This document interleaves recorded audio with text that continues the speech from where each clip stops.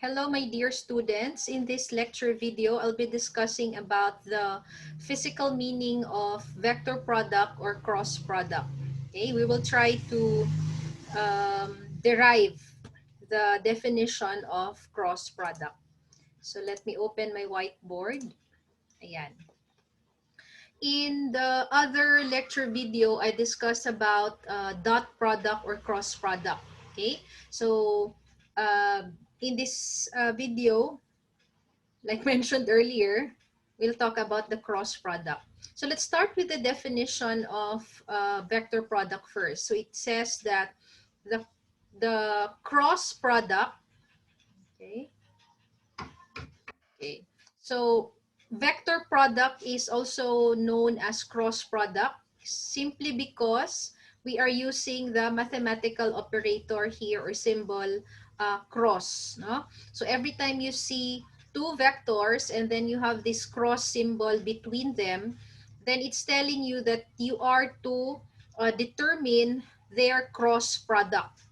So the cross product, the definition of its magnitude, so we have the magnitude of the cross product of A with B is given by, you get the magnitude of A times the magnitude of B times the sine of the angle between them. So we call it angle phi. So this will give us the magnitude only. Now, vector product is called vector product because it yields to another vector quantity.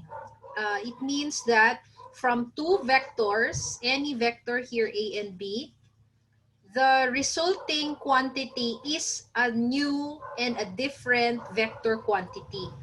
Unlike in the dot product or the scalar product, wherein from two vectors, let's say A dot B, okay, these are any vectors. But if you get their dot product, it will yield to a scalar quantity. Okay?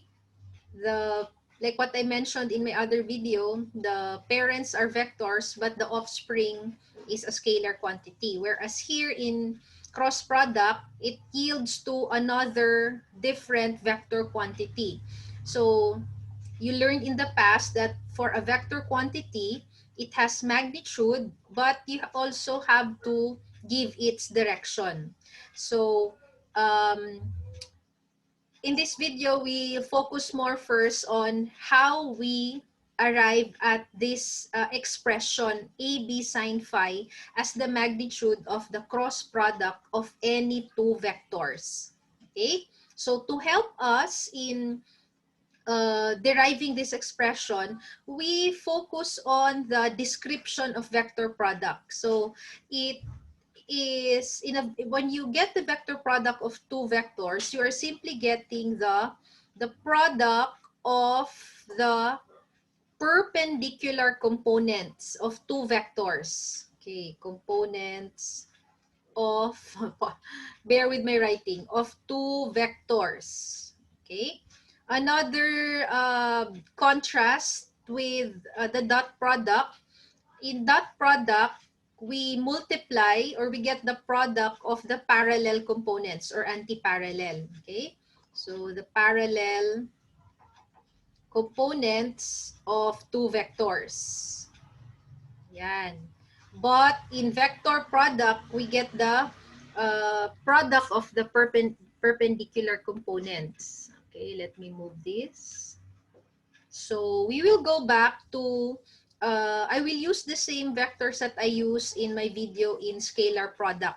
Okay, so let's say for example, we have vector A in the first quadrant. So that's the magnitude. And then we'll have vector B, greater magnitude. So I'll have to draw it a bit longer. Okay, but it's less steep yung direction niya. So I'll call this as vector B. Yan. We connect them tail to tail. And then this angle phi, the definition, stick to the definition. It's still the angle between the tails of your two vectors, of vectors A and B. So if we connect the two vectors tail to tail, tail to tail, then the angle between the two tails is your phi. Yan. Now, our goal this time is to determine the component of A that is perpendicular to B, and the same thing with B. We determine the component of B that is perpendicular to A. And that pair will be the factors so that we get the vector product of A and B. Okay, so what am I talking about? After drawing the tail to tail, what I do here is to show the components of vector A. Okay, now, to do that, let me use green. Ayan. To do that, we have to use this vector B as our reference. Okay, so we will, when we use this as reference, we can also refer to this as the x-axis. Okay, why do we need to do that? So that it will not be that messy when we show the components. Okay, so it's as if when I show the components of A this time, si B ngayon yung reference ko. So para bang si B ngayon ang magiging x-axis ko. So if I make another line that is perpendicular to B, then this will also now be my y-axis. So any component of A that is along this blue line will be its x component. So parang we incline the axis natin, no? Like mentioned in my other video, regardless of the orientation of the reference, the physical quantities remain the same in space. So, okay lang kahit hindi upright yung Cartesian plane natin. Okay? So, I will now, since I have my Cartesian plane here with B as my positive x-axis, then I can now make a right triangle. Let me use green. Okay, broken line for so this is now the parallel component of A. I say parallel with respect to B. So this would be the x component of A. And then from head to tail, yan, it should be 90 degrees. Parang pangit yata yung ano ko, hindi siya 90. Ganyan pa lang 90, more or less. So from here to here, this would be my A, Y component. This component obviously makes a 90-degree angle with B. So I can say therefore that if I I'd say that the Y component of A obviously here is making a 90-degree angle with vector B. So since they are now the perpendicular with each other, then I can say that the magnitude of A cross B is just equivalent to the product of these two perpendicular components, magnitude. So magnitude of A sub Y times the magnitude of B. If you look at your right triangle here, A sub Y is opposite to phi. So what trigonometric function? We will use sine. Okay? So this becomes, instead of writing AY, I'll have the magnitude of A as the hypotenuse and then sine phi, and then I still have my other factor B here. So if I will rearrange this, the magnitude of A cross B, let's have magnitude of A times the magnitude of vector B times the sine of the angle between them. So that is how we got this definition. Okay? Now, another way would be, we will sketch the components of B and determine which is perpendicular to A. So let me rewrite the two vectors so that it will be in a cleaner part of the board. So more or less, A is somewhat like this. And then I drew B somewhere like this. That is B. Okay? Pangit yata si A ko. Ulitin natin. Okay. B more or less. And then I'll have A. Oops. Sige lang. Parang ganun na rin. This is vector A, and then angle between them is phi. So if I want to sketch the components of B, I will have to use this time A as my reference axis. So siya na naman ngayon ang gagawin kong x-axis natin. So if I will extrapolate the line where vector A is lying, and I'll make another more or less, so that's perpendicular. So this axis here where A is lying will serve as our x, and then this will serve as our y, the 90 degrees. So if I'll sketch this time the components of B, take note, the vector itself is the hypotenuse of our triangle, of our right triangle. So with respect to A, this will be the parallel component of B. Okay, ayan. So BX, X component of B is the one that's parallel. We don't want that. But if we connect head to tail, ayan, this is now 90 degrees. So this one is our B sub Y. Okay, so if you have an inverted right triangle, so it is clear here that the y component of B makes a 90-degree angle with vector A, not with the components of A, but vector A itself. So I'd say, therefore, that A cross B magnitude would still be the magnitude of BY component times the vector A. Okay, because it's a product of the perpendicular components. BY is still opposite theta. Ayan siya, opposite, kaharap. So I'll have B sine phi, phi pala not theta, times A.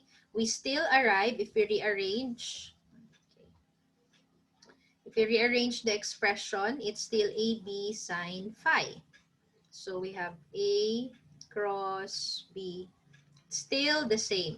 So this is just the magnitude. So if you focus on the expression of uh, the cross product's magnitude, if you're given the magnitude of A and B, it is clear here that the cross product of any two vectors is directly proportional to um, the magnitude of A, magnitude of B, and the sine theta here. So if you go back to your trigonometry, what values of angle of certain angles have 0 as their sign? Yes, you are correct. Those would be 0 degree and 180 degrees. This is when the two vectors are parallel or anti-parallel. Okay, so if A goes here and vector B goes here, so the angle between them, phi, is 0. And you know that sine of 0 degree is 0. So we immediately know that A cross B is 0. Why?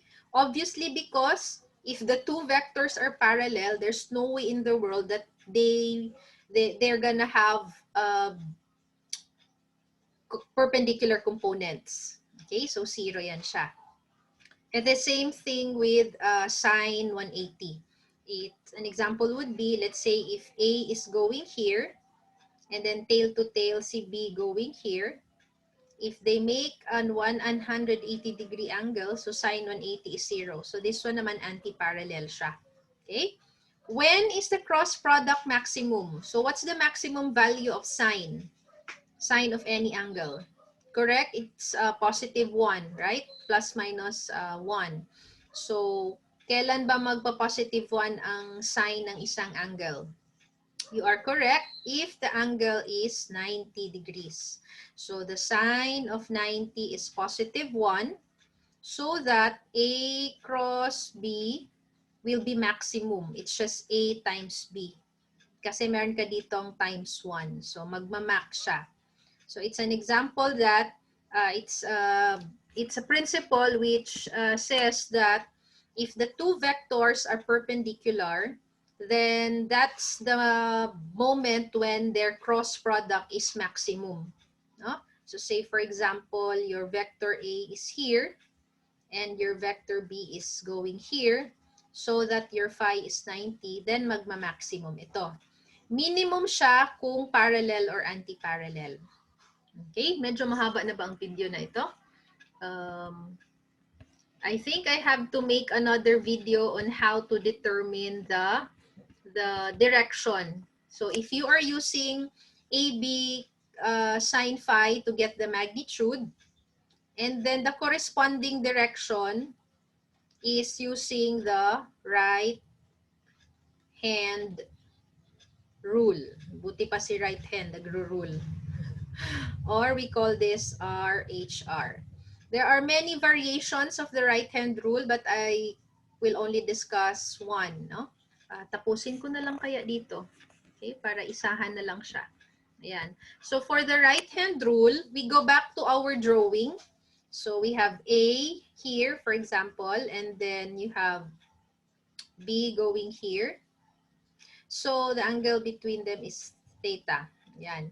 So the direction of any cross product will always be, okay, the resulting cross product will always have a direction that is perpendicular to the plane or surface where the two vectors that you are getting the cross product, where A and B lie. Ayan. So it's always perpendicular to the plane where the two vectors lie. Meaning to say, the resulting cross product, which is a new vector, will always be in the third axis because the two other axes are where your A and B are located. Okay, so kung for example, itong si A and B, nakalagay siya sa XY plane, kung i-tilt, i-upright ko si XY plane ulit, yan. Okay, so since A and B are in the XY plane, then if you get their cross product, the direction of their cross product is always along the unoccupied axis, which is the Z axis. So it will just matter or vary whether it's going positive Z axis or towards positive K hat, or it goes towards negative Z or towards negative K hat. So how do we determine that? Ngayong alam na natin na yung cross product is always on the third unoccupied axis. Using your right hand, okay, you have to orient your right hand in a way that it will not break, of course, as you twist it. No? So if we say we get the cross product of A cross B, curl your fingers, curl your fingers from the first vector and then curl it towards the second vector. And then the thumb points the direction of the cross product.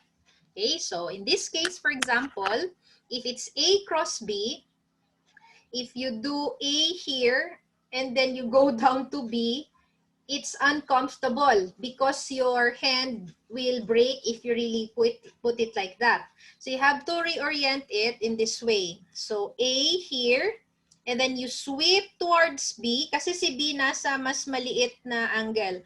A, curl B, and then the thumb is going into the monitor of my laptop.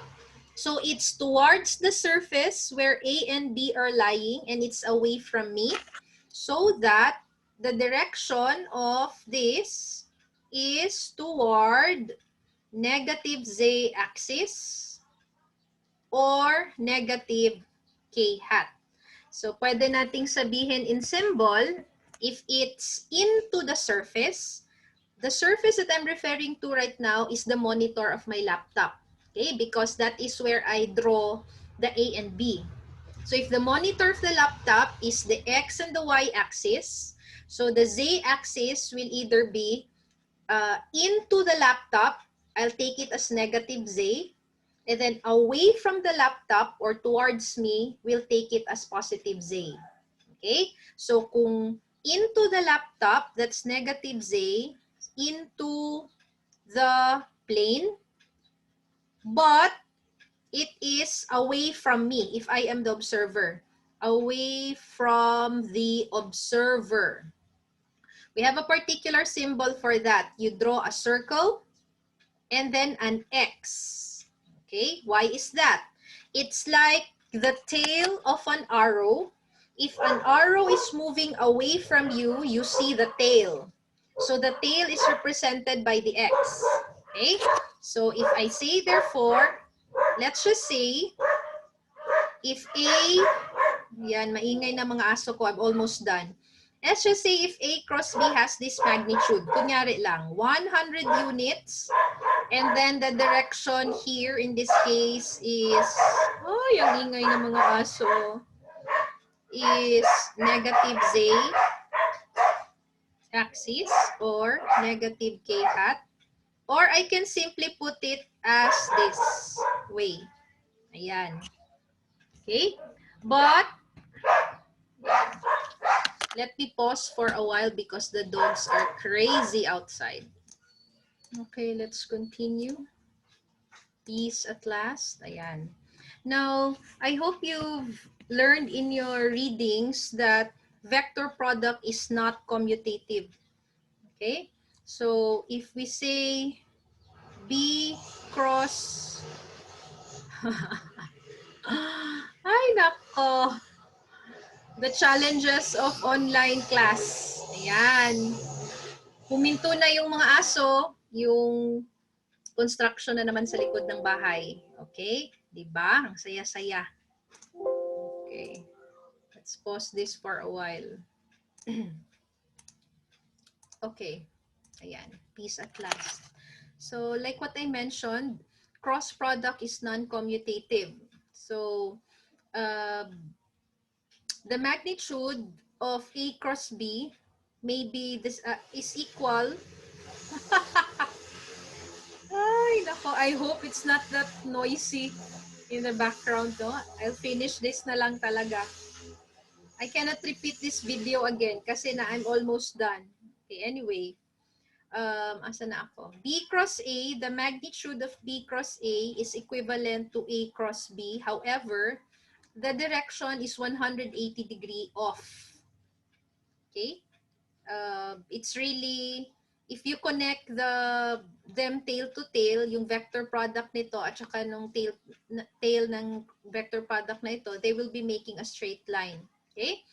So, if we go back to our same example, A is going here, and then B, vector B is going here. Using the right-hand rule, this time, we curl our fingers, orient your right hand from B going to A. So this time, it's, paano ba yan siya?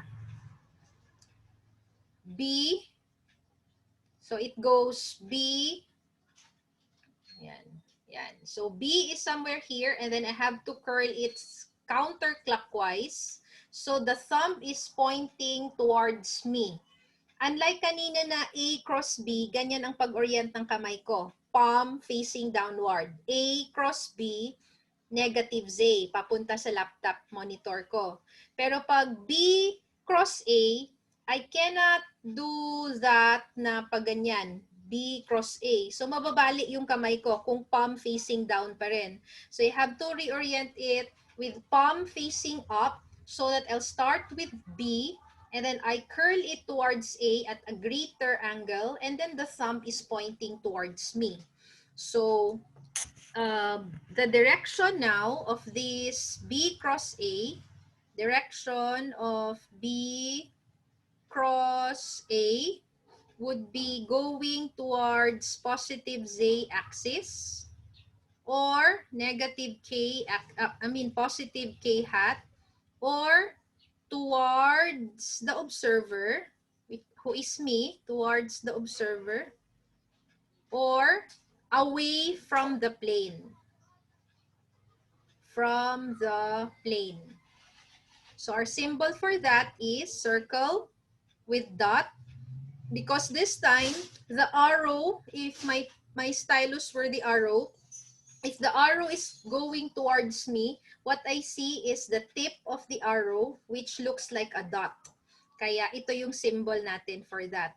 So if we go back to B cross A, assuming that it's still the same vectors that we used earlier, let's just say if it's 100 units, I can just say it is like that. Okay? So meaning to say, it is away from the surface where B and A are located and into to the observer, which is in this case positive k hat or positive z-axis.